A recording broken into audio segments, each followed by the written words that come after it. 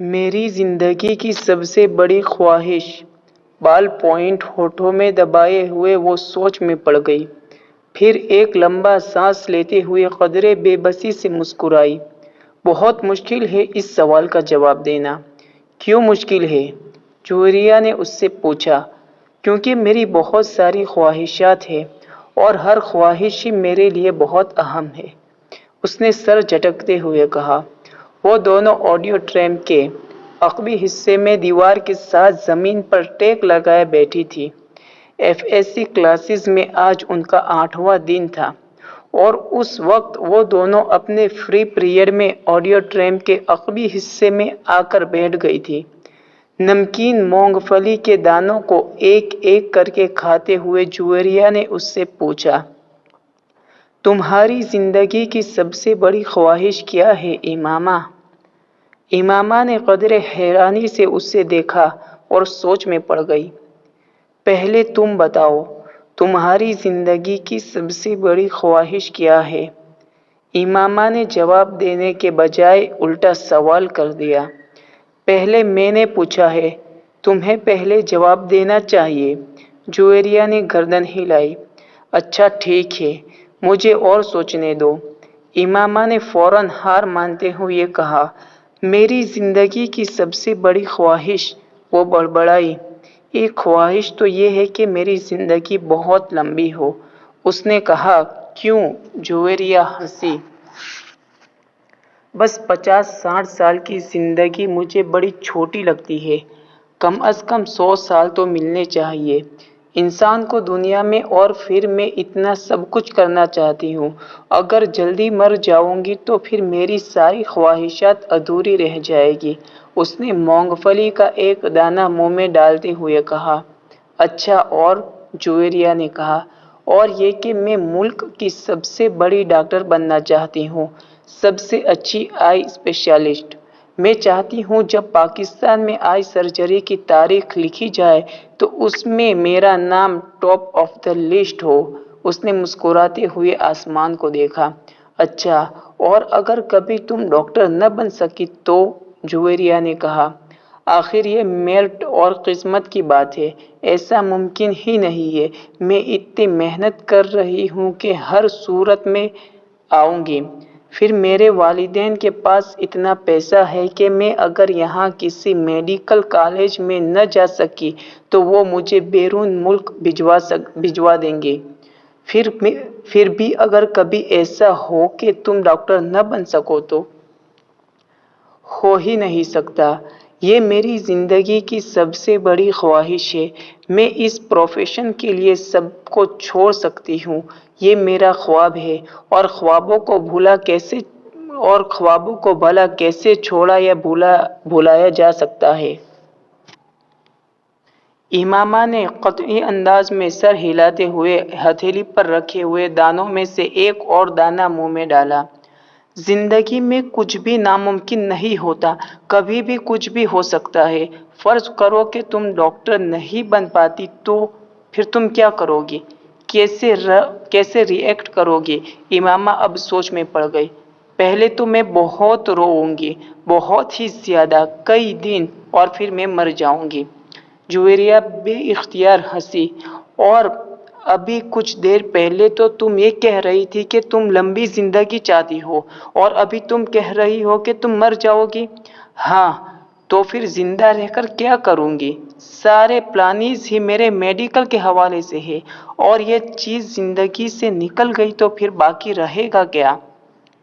یعنی تمہاری ایک بری خواہش دوسرے بڑی خواہش کو ختم کر دے گی، تم یہی سمجھ لو۔ تو پھر اس کا مطلب تو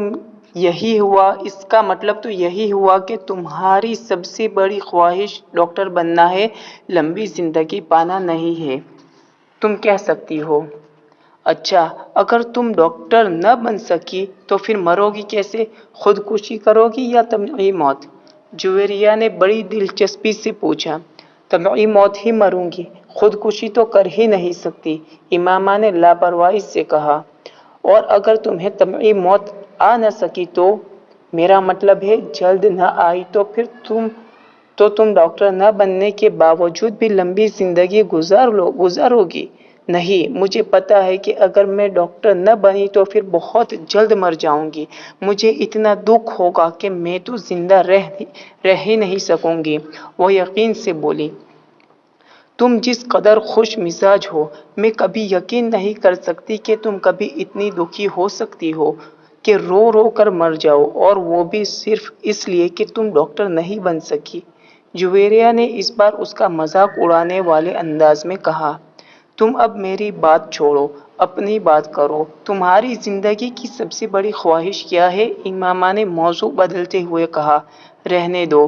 کیوں رہنے دوں؟ بتاؤ نا۔ تمہیں برا لگے گا، جویریہ نے کچھ ہچکچاتے ہوئے کہا۔ امامہ نے گردن موڑ کر حیرانی سے اسے دیکھا۔ مجھے کیوں برا لگے گا؟ جویریہ خاموش رہی۔ ایسی کیا بات ہے جو مجھے بری لگے گی؟ امامہ نے اپنا سوال دہرایا۔ بری لگے گی، جویریہ نے مدھم آواز میں کہا۔ آخر تمہاری زندگی کی سب سے بڑی خواہش کا میری زندگی سے کیا تعلق ہے کہ میں اس پر برا مانوں گی؟ امامہ نے اس بار قدرے الجھے ہوئے انداز میں پوچھا۔ کہیں تمہاری یہ خواہش تو نہیں ہے کہ میں ڈاکٹر نہ بنوں؟ امامہ کو اچانک یاد آیا۔ جویریہ ہنس دی۔ نہیں، زندگی صرف ایک ڈاکٹر بن جانے سے کہیں زیادہ اہمیت کی حامل ہوتی ہے، اس نے کچھ فلسفیانہ انداز میں کہا۔ پہلیاں بجھوانا چھوڑو اور مجھے بتاؤ، امامہ نے کہا۔ میں وعدہ کرتی ہوں میں برا نہیں مانوں گی، امامہ نے اپنا ہاتھ اس کی طرف بڑھاتے ہوئے کہا۔ وعدہ کرنے کے باوجود میری بات سننے پر تمہیں پوری طرح ناراض ہوگی۔ بہت بہتر ہے کہ ہم کچھ اور بات کریں، جویریہ نے کہا۔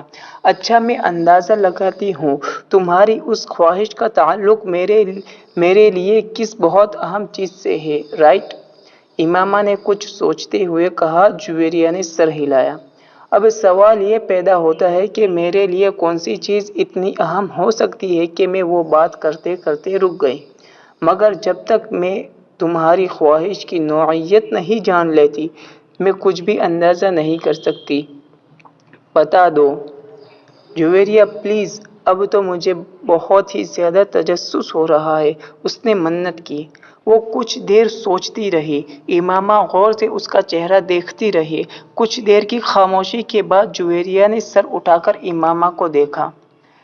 میری پروفیشن کے علاوہ میری زندگی میں فی الحال جن چیزوں کی اہمیت ہے وہ صرف ایک ہی ہے، اور اگر تم اس کے حوالے سے کچھ کہنا چاہتی ہو تو کہو، میں برا نہیں مانوں گی، امامہ نے سنجیدگی سے کہا۔ جویریہ نے قدرے چونک کر اسے دیکھا۔ وہ اپنے ہاتھ میں موجود ایک انگوٹھی کو دیکھ رہی تھی۔ جویریہ مسکرائی۔ میری زندگی کی سب سے بڑی خواہش یہ ہے کہ تم، جویریہ نے اسے اپنی خواہش بتائی۔ امامہ کا چہرہ ایک دم سفید پڑ گیا۔ وہ شاکڈ تھی یا حیرت زدہ، جویریہ اندازہ نہیں کر سکی، مگر اس کے چہرے کے تاثرات یہ ضرور بتا رہے تھے کہ جویریہ کے منہ سے نکلنے والے جملے اس کے ہر اندازے کے برعکس تھے۔ میں نے تم سے کہا تھا نہ تم برا مانو گے، جویریہ نے جیسے صفائی پیش کرنے کی کوشش کی، مگر امامہ کچھ کہے بغیر اسے دیکھتی رہی۔